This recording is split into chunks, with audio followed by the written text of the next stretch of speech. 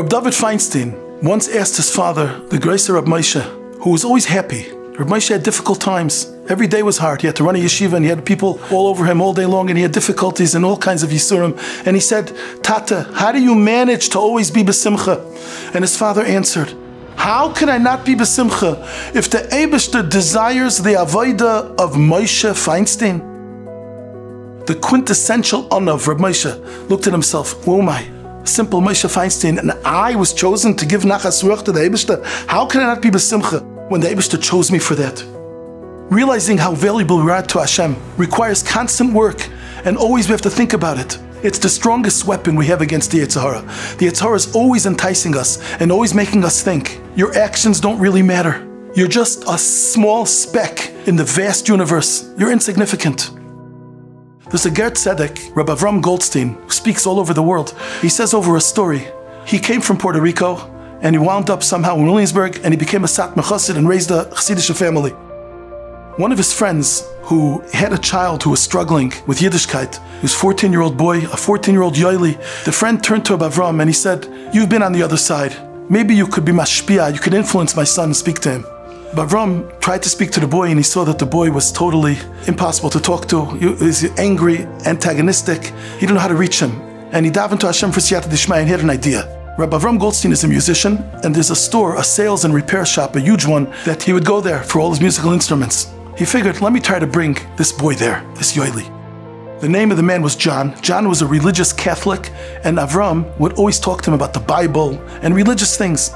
He comes to the store and he's holding Yoeli's hand and John sees him and says, hi Abe, how are you? He says, yeah, let me introduce you to my Yoeli, my friend. He's a Levite, a Levi. John looks and says, a Levite? A real honest to goodness Levite? I can't believe it. He quickly calls into the intercom to all of the employees. He says, all employees come down to the lobby immediately. All 70 of his employees come from all the rooms all along the huge building from the repairs that they're doing on guitars and clarinets, and they come running, they come down to the lobby. And he says, guys, a Levite, this boy is an honest to goodness Levite. I'd like you all to get a blessing from him. The boy, Yoeli, looks at Avram and he says, what's will the Michigan? He says, don't worry, he knows you're a Levi, and he wants you to give a bracha. Put your hands on the heads of each of these fellow chavra here and say, may God bless you. That's all you have to do. Okay, the first fellow comes, a 6-footer. He puts his head down. Yoeli puts his hands on his head and he says, may God bless you. He stands up with humility, walks away. Next one comes, puts his head down. May God bless you. All 70 stood in line and they got a bracha from Yoeli. Afterwards, John thanks Yoeli with such humility. Thank you so much, a Levite.